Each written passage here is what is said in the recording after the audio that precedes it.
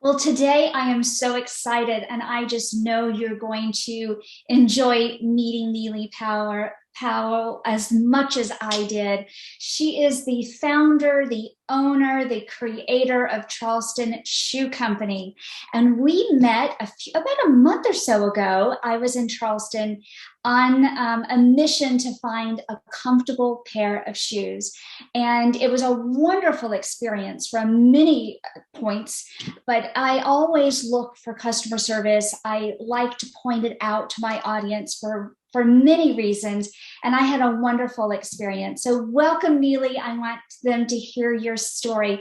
Tell us how you got started. I know how you got started because I researched you, and we had a conversation when I was in your shoe store. But tell us more about how you got started. So going way back, I'll give it in a nutshell. Like I like to say, my 22-year overnight success. I my mother is in the furniture business. She started a furniture company, and they were all of her furniture was produced in Central Mexico. Mhm. Um, she started it about 35 years ago. And so we would go down there all the time. And when I was about 15, we were walking up and down the colonial streets of San Miguel, Mexico. And we stumbled into this little store. It was about 50 square feet, dirt floor. And a husband and wife were in there making shoes. And we met them, we bought shoes, and every time we go back, we would buy another pair from them. And then friends would say, "Oh my gosh, I love these shoes. I want a pair." And so mom and I would bring home suitcases full of these shoes. When I got into college, I would go to furniture markets with my mom and help her sell, all of her wholesale accounts. And I noticed that all the women walking around the furniture markets are all wearing uncomfortable shoes. They're all complaining about their feet. They're on their feet all day. And it just dawned on me, I just need to bring these shoes with me to market and sell them to all these women walking around the trade shows. So I started doing that in college. And by the time I got out of college, I had around 250 wholesale accounts, mainly interior decorators, furniture businesses, not really any shoe stores, because that's who I was selling to. But these women would get the shoes home and then find that all of their friends and their clients wanted some. So then they'd buy them wholesale from me and sell them to their friends and clients. And so I did that for about 12 years. I had three jobs at the time. I didn't make a dime in shoes. I think it became more of I felt bad if I didn't show up with the shoes at market because people would be so disappointed. So it was more of a responsibility, if you will, to provide these comfortable shoes to women. And when I was 31, I went back to school. My daughter was about 2 years old. I enrolled in Savannah College of Art and Design and took all of their shoe design programs. And I launched my current line with my cobbler of now 24 years. I opened my first store in Savannah, Georgia, where I was in school.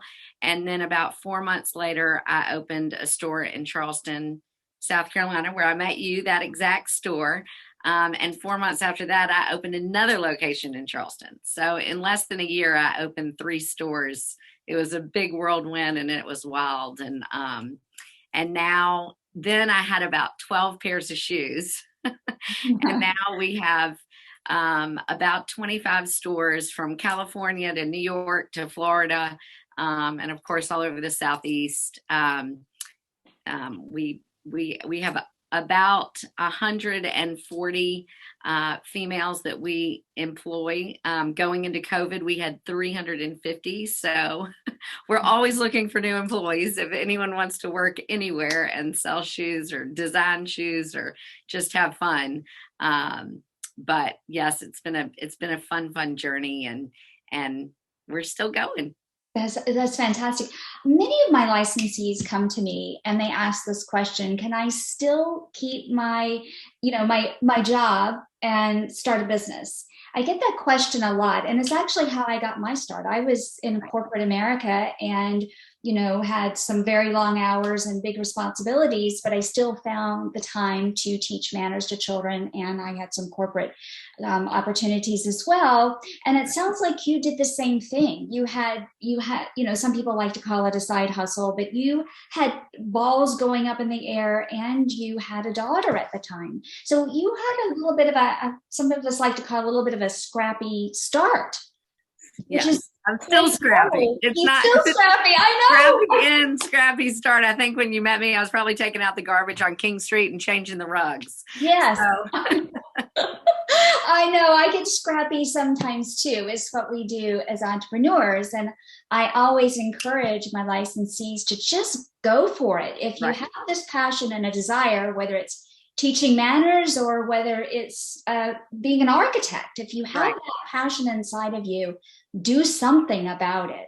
Right. And I mean, I think too, in the beginning, you're not always blessed with the ability to just not quit your day job, if you will, while you're getting things up and going. I mean, when I started, things are a little different these days, but at the same time, it's really all the same. It's very, very rarely an overnight success. I agree. It's going to take a while to come up with the designs, get them manufactured, find the manufacturers, find all the resources for logistics and all of this, and decide how you're going to sell it and where you're going to sell it and whatever you're doing. So you, in most cases, you have to keep your day job and figure out how to do your passion job at night or when it works for you in order to make your dream come true of what you actually want to do. I know. And it's not an overnight success. So, it could take, in my case, it took me 12 years to turn a profit. So I wasn't, that's why I say it's a 25-year overnight success. Exactly. Well, who wants to wake up in their 80s and think, well, I should have, I wish I have the regrets. I never did. I had this idea and I never did anything with it. Right. Also, when I was researching and listening to your story, you were a young, maybe an age gap between you and your sister, and you started teaching her arts and crafts. And then all of a sudden it started growing and you had a summer camp program for kids. And many of my licensees, and of course we have a lot of teachers and guidance counselors and really people of all walks of life here at Manners to Go. Tell us that story, because I think they'll relate to that. Sure. Yeah. I mean, I think growing up as a child in my family, my parents were always encouraging me, or maybe I was just trying to entertain myself. And so creatively, I'd do everything from, create my own restaurant and do the menu and entertain all my parents' friends. And my sister's 8 years younger than me. And so I'd have to babysit her, but I'd want to make it fun. And I think just charismatically, it creates fun for us in our childhood when we really didn't have TV. I mean, I had TV, but that was we never watched TV, and we were always outside doing things. And the camps that I would do in the summers were really to babysit my sister, but to actually have fun with it as well. And I'm always been artistic and always coming up with different projects and different fun games. And all of my mom's friends that had children my sister's age all said, well, can Neely babysit all of them? And I just tried to make it fun and tried to make it a game. And just inherently, I try to make everything a business, probably. I'm trying to sell everything. I always say, there are two things I'm not going to sell, my dogs and my child. So but everything else is fair game. So, well, both of your parents were entrepreneurs, so you definitely have that in your DNA. Absolutely. One thing that struck me, and I'll tell the audience how we met. I was in Charleston having lunch with my sister. I was visiting, and I actually heard about your shoes on another podcast. A woman talking about, these are fantastic shoes. I walked all day in them. And I love to dress, whether I'm going out to, a casual lunch. I'm still one of those, if I could every day, I would dress like Jacqueline Kennedy. Right. And sometimes I do. But I love a great pair of sneakers, but it's beginning to get a little bit old. And I thought, wouldn't it be nice to have a pair of wedges that I can walk all day in with a pair of jeans? And I also like to wear long skirts. And that particular day, I had on a navy skirt. And it's a skirt that I wear a lot when I'm traveling because it's easy and, easy to pull things together in a suitcase. And you were so kind. You stayed with me until I found the pair. And we both lit up when I tried on your navy wedges. And I will tell you, I have worn them. I have walked all day in them. I absolutely love them. And what happened in the store, there were many things about that moment that have stuck with me. And one was, I knew Charleston Shoe Company because I'd been in one of your stores in another part of North Carolina. But there was something about when we started talking, I will tell you, you have a presence. And right in the middle of our conversation, I may have even interrupted you. And I said, "You're the owner." And you said, "Yes, I am." You have quite a presence. And I wanted to compliment you on that because when I'm speaking in corporations, I try to give all the hints and all the tips and steps to get that kind of a presence. Mm-hmm. Thank you. I appreciate that. Yes, there was something, the confidence, I don't know, there was something about you that you just exuded.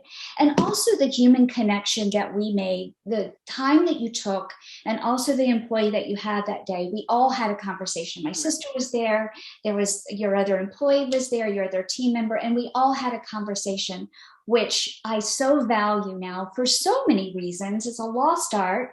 And then coming out of COVID too, it's just nice to have that personal touch. And I heard you speak about it on a podcast that because of your childhood, you actually had part of your childhood on an island.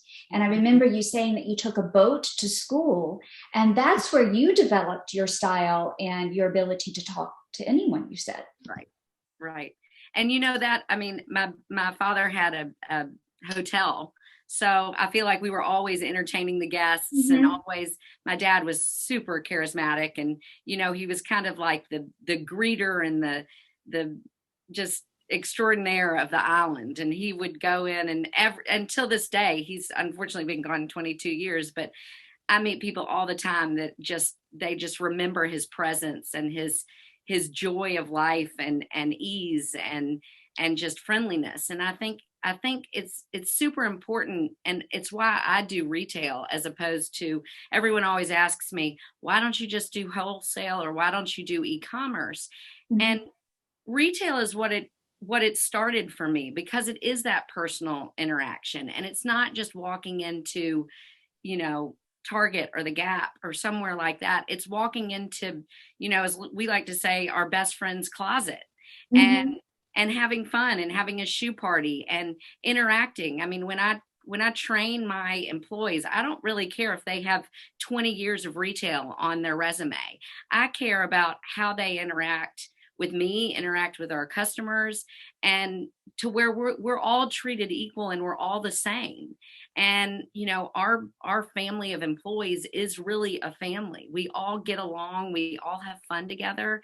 And I think that really exudes in any of our stores that you go into. And we become, in a lot of places, we become almost a tourist destination, if you will, not just a store. People bring house guests every week to come and see the store and interact and have fun, because it is just a different experience. I mean, life's too short to just sit in a store behind a cash register and, get people a shoe. And I really stress to all of my employees, I say, great, when they come in, don't say, how can I help you? Say, these are our shoes. This is what we do. And then, where are you from? Yes. Who are you? Who are you? Yes. Yeah, exactly. Because it's such a great opportunity to meet different walks of life every day. They've come to the city in which you live in my case, Charleston, or when I work in Nantucket, and I want to know who these people are and say hi to them and all those things. So yes, and we can learn so much when we ask questions. And yes, this is, I can't tell you over the years how many times I've walked in and there's somebody sitting behind a desk, and they're absolutely buried in this. And I also heard your story about your first store in Savannah and how, the sales are up at a certain level when you're there, and you went home to Memphis, drove back, and you and your mother were in the car, and you thought, why are the sales plummeting? Tell us that story, why they were plummeting. I think because my corporate audience will definitely relate to this, because there's a very important part about a reputation, and as a team member and somebody that when you're working for another company, also from a point of self-interest of how you portray yourself in a store or how you help. And I mean, obviously I have an advantage. It's my company, and I get that. And if I go in a store, 9 times out of 10, I'm going to sell a lot more because it's my story, and I end up interacting with the customer, and I end up meeting them and befriending them, and that personal touch is, and my story itself is very intriguing. And a good sales associate or manager or anything for me is also taking such pride in what they do and enjoying what they do that it comes across. I have so many managers around the country that say to me, I have customers come in all the time and ask me if it's my store, which means to me that they're taking pride in that store and they're treating it like their own. And that's so important, to create that energy and that ambiance and what that feels like. It's one of the reasons we don't franchise, that we own and operate them all ourselves, because I think, making sure there's a little piece of all of us in that store and creating that. When like you said, in Savannah, I was traveling back and forth, and in the beginning it was hard to find employees. It's still hard to find employees. What am I talking about? It's even harder now. But I had hired someone, and it was a man, and he was sitting there, and we're scratching our head the whole 10-hour drive, and we pull up, and he's got headphones on and a Coke can, and he's standing on the street, and I'm like, oh, my mom looked at me and she's like, what do you mean, Neely? Of course this is why you're not selling shoes. Sure.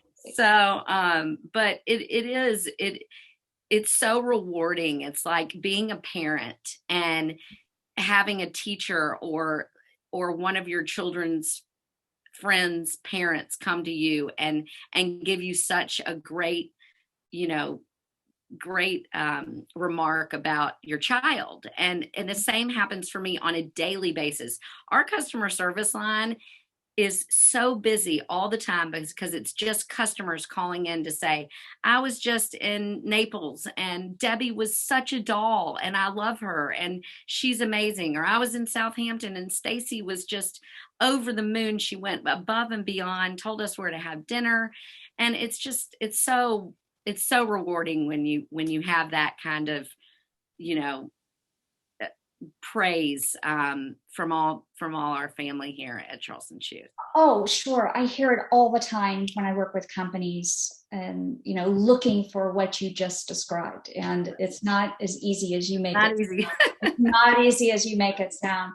I do remember this, and I also have been following you on Instagram, and I'll link everything here about you and your stores, and I'll actually link the shoes that I bought. But I walked in, I remember telling the lady that was working in one of the stores, I'm like, do you know you have on 2 different shoes? And it's become your trademark. Exactly. How did you come up with that? Well, so when I opened that store in Savannah, the only store I could afford was kind of off the beaten path. I mean, I was on the main street, but I was pretty far down from the bulk of the nice retail. And so it was pretty, crickets down on that end of my street. And I'm not going to sit inside, like you said, behind the desk on my cell phone. I'm going to get out and try and get people to come in my store. Right. I mean, they can't see me if I'm inside with the door closed. So I would put on 2 different shoes and stand in front of my store on the street. And every person that walked by, I said hi to, and I said, y'all come in and try on our shoes. They're so comfortable. You'll walk for miles in them every day. And, they'd either look at me like I was completely crazy and keep going, or maybe feel sorry for me and come inside. But, it always made such an impact, and it does draw your eyes to the shoes, which is the point of it. And that's why we not only wear the shoes in the store so that customers can see them, but we wear them because they're comfortable. And as They a are. retailer, you can stand in these shoes all day long. But it also creates this presence in the store that's fun. I hate going into stores where I'm intimidated, or I feel like, oh, I don't look nice enough to be in here, kind of like a Pretty Woman moment. Like, Yeah. Oh, I I, know. I want everyone to be at ease, and it creates such great conversations. The husbands get such a kick out of it. When they're sitting there, they just love it. And we all have the responses to, did you know you're wearing two different shoes? Oh yeah, I got dressed in the dark this morning, or Yes. so it creates a sense of fun and just something different. And that's all we're trying Absolutely. to do. And it's something that I have remembered and Yeah. about my experience. Today, well, it's Monday morning, and I have to ask this question. How do you start your Mondays? Okay, well, this morning I got up super early and made my daughter lunch, took her to school.